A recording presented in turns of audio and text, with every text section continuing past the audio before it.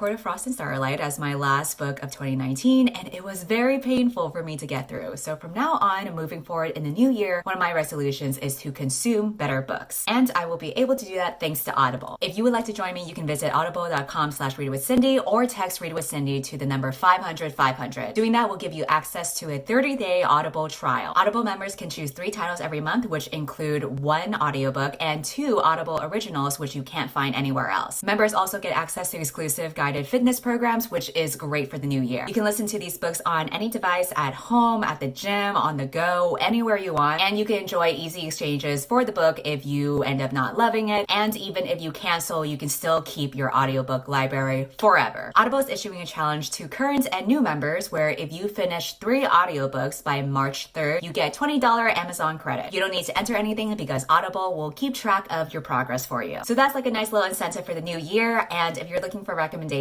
the first audiobook I actually listened to this year was Someone Who Will Love You in All Your Damaged Glory, which was written by the creator of BoJack Horseman. I will talk more about that in my January wrap up, but I can already tell you now that I really enjoyed the audiobook. Again, if you want to get access to a free trial, you can go to audible.com/readwithcindy or text Read with Cindy to 500-500. Okay, on to the video. In A Court of Frost and Starlight, we follow Feyre, the High Lady of the Night Court, who gets dicked down by fairies. While she spends her Christmas getting that sweet fairy peen, I decided to also let my Christmas vacation be influenced by the events of the book. In the novella, Feyre prepares for the winter solstice with her found family, where they all stay at a townhouse together. Since winter doesn't actually exist in California, I invited a group of my friends to stay at an Airbnb townhouse in Portland. Since Rhysand is one of the main characters and we all know that he's a feminist, I had to make sure we would stay woke. On page 11, Rhysand notices women are expected to cook and do chores, and argues that men should pitch in whenever they can. I was inspired by his revolutionary words, so for my first night in Portland, I sat on my ass and let the men do the cooking. #feminism. In the beginning of the book, Feyre wears a charcoal sweater and tight black leggings, which was an excuse for me to dress as uncreatively as her, while my other friend actually looks cute. How dare she? Rhysand also spends the beginning of the book replying to all the petitioners, so the first thing I did in the morning was reply to all my YouTube comments. After that, it was time to head out to the city. Pretty early in the book, Rhysand reflects on the one time he and Feyre banged in the sky.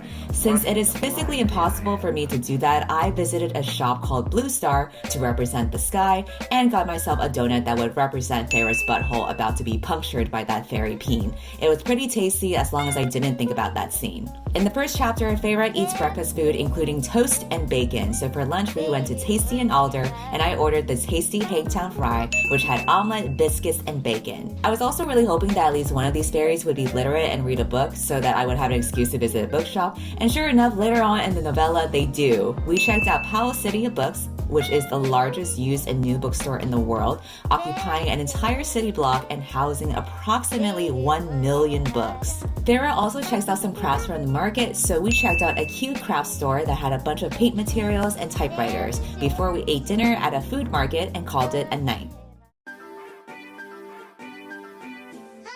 By the second day, there wasn't really any new food mentioned for the rest of the book, so I stuck with the bacon theme and got some bacon naan for lunch, which was actually really good, so at least I have one thing to thank Feyre for. This day was a hiking day because Cassian travels around Ramiel, which is a secret mountain surrounded by forests. Cassian spends this chapter flying around and getting a view of the land and mountains and forests around him, so I planned for us to hike up a mountain in the forest to get a view, except when we got there, the trails were closed due to the weather and there was no pedestrian lane at all. So we actually spent most of our time running across the street and trying to not get run over by a car.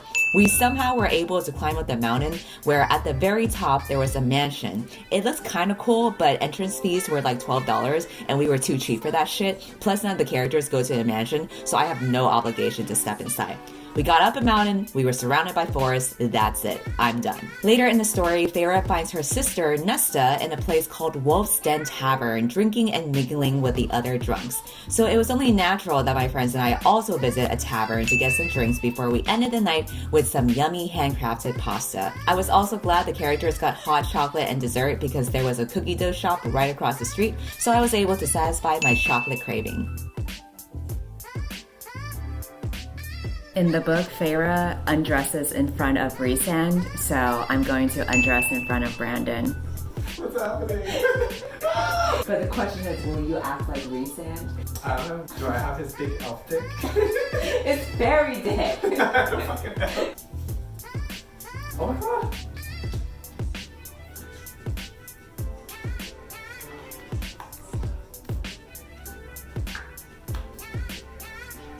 I can't believe you watched anime the whole time. Rhysand would never treat me like this. Day 3 was all about hanging out in the street markets. There's a marketplace constantly referenced throughout the novella called The Rainbow, which has paintings, pottery, and other types of art. This state has Saturday Portland Markets, which is an outdoor arts and crafts market that I thought would be a perfect way to represent the rainbow. But after my friends and I chowed down on some street food, we made our way over to the Saturday market, only to find it completely empty. Apparently, this market doesn't operate on the holidays, so this ended up being a fail. I was like, crap, what are we gonna do? Do we visit another bookstore? Unfortunately, bookshops don't get referenced anymore for the rest of the book. Do we visit the Church of Scientology? Well, unfortunately, just because they're fairies doesn't mean they're a cult. So when you run out of ideas, what do? Visit another donut shop. You can't go wrong with another donut to represent the characters' buttholes, as they inevitably have another sex scene in the book. This time, we switched it up with voodoo donuts, just like how Rhysand's stick probably has some voodoo magic. I even got a cream-filled donut to represent how it's so easy to make Rhysand cream in this series. After that, we didn't really know what to do, so just like the novella, nothing really happened throughout the day. We did try to go to this giant state park, which might be kind of relevant to the book, since from what I remember, the side characters like Cassian just flew around the forest and shit. So here's some aimless wandering to mirror the aimless events of this story. I also remember the characters drinking a lot, so that's what we did.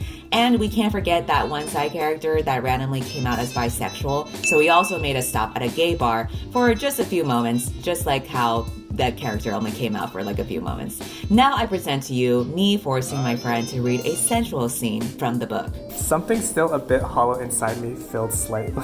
I should have been the bigger male. You're the bigger male most days. You're entitled to a slip up, she smiled broadly. Bright as the full moon, lovelier than any star. And looking at her, walking beside her, did little to cool the rage that still roiled in me. Not when that beautiful smile made me want to winnow back to the spring court and punch my Illyrian blade through Tamlin's gut. Bigger male indeed.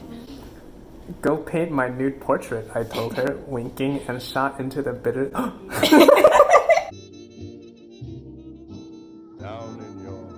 Day 4 had no relevance to the novella whatsoever because I took a break. For some reason, I was feeling really down on this day and actually skipped hanging out with my friends. I just stayed in bed the entire day, which is what I tend to do whenever I'm depressed. I mean, I guess this day could represent Tamlin because he's also a piece of shit, but like he's just like that because he has mental health issues, question mark? I don't know. But eventually, I forced myself to go out and eat dinner because making sure I have some food in my body is important. And I got ice cream because dessert is one of my greatest pleasures. And I just try to push through it for the rest of the night. And sometimes that's all you can really do when you go through a depressive episode. That and try to badly floss your way through the depression. I admired the view from behind as Feyre's glass was filled. It was an effort to leash every raging instinct at that particular view, at the curves and hollows of my mate, the color of her, so vibrant, even in this room of so many personalities. Her midnight blue velvet gown hugged her perfectly, leaving little to the imagination before it pulled to the floor. Basically, I will be checking out all of your asses for this whole day. Well, good thing I don't have an ass. Yeah, so it will mostly be Victoria and Paul, because you both got bussies.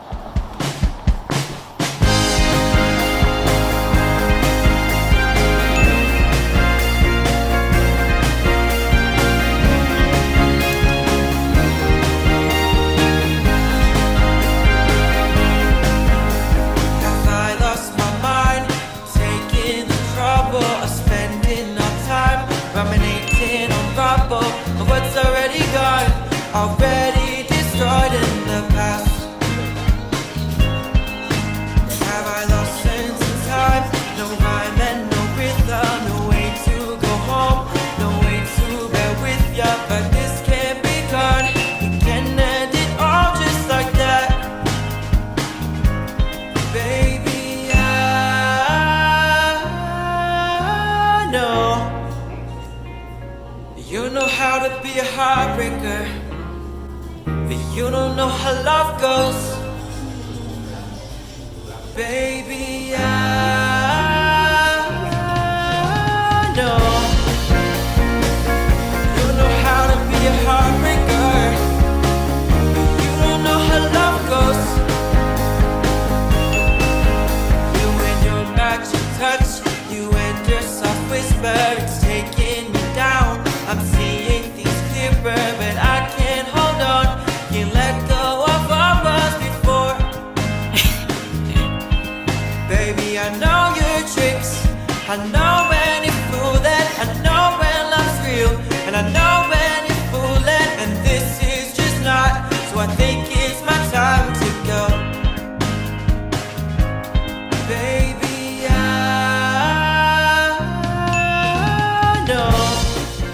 Paul doesn't have toilet paper in the restroom, but don't worry, I got you.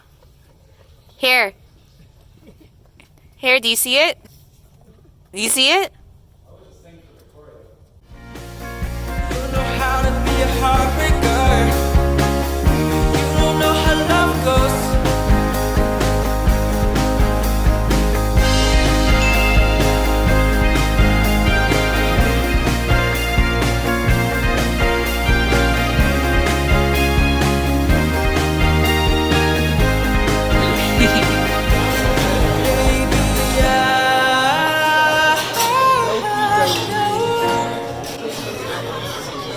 How to be a heartbreaker, but you don't know how love goes.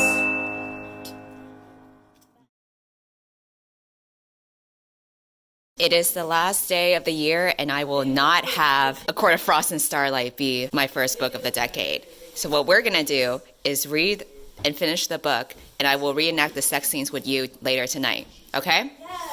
Sounds good. All right, I am not fucking around when I say that I am determined to finish A Court of Frost and Starlight on the last day of 2019 because I will not bring this shit with me onto 2020. I try to read whenever I could, like on the bus rides and in between lunch, dinner, and even more donuts to represent Farrah's booty hole. Once I finished the book and read the line about Rhysand wanting Farrah to draw a naked portrait of him, I knew there was one last thing I had to do. All right, Brandon, it's time. I gotta draw you naked for the vlog. Well, that's our script. So this is the fourth song? This is a second song, right? What? No. I like the guitar part. If it had a little more reverb, it would be like surf rock. What are those fingers? Uh-oh. Uh-oh. Why do they look like this? It's not you, it's me. It's because I'm so bad at drawing. Victoria, would you like to see my new drawing? That was a really fast sketch. Actually, okay, I gave him... What the fuck is going on? I gave him socks. Why does he have a like a? Because that was when I tried to draw his just say shirt. it's a necklace. Just say it's a necklace. Oh, That okay. was smart. There you go, there we go. There we go. I'm gonna draw this. It just looks like gas. No, that's not supposed to be N. No, it's you gotta make it fluffy. Would you like to see it, Brandon? Show me the damage. Yeah. Would you like to see? Ew. What is this? What is this? I see you got my long shot.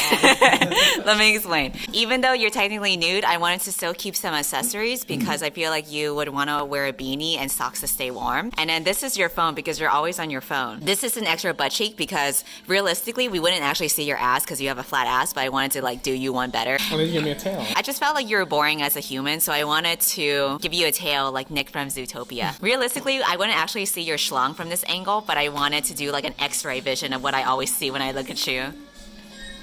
That's great. What a day. What a day. He has a furry tail but no pubic hair. Why do my nipples look like that? And so, with the book complete, I rang in the new year as a free woman. 4, 3, 2, 1. Happy New Year! Woo! Happy New Year! That's it. Yeah, 2020. It's 2020. Heartbreaker, but you don't know how love goes.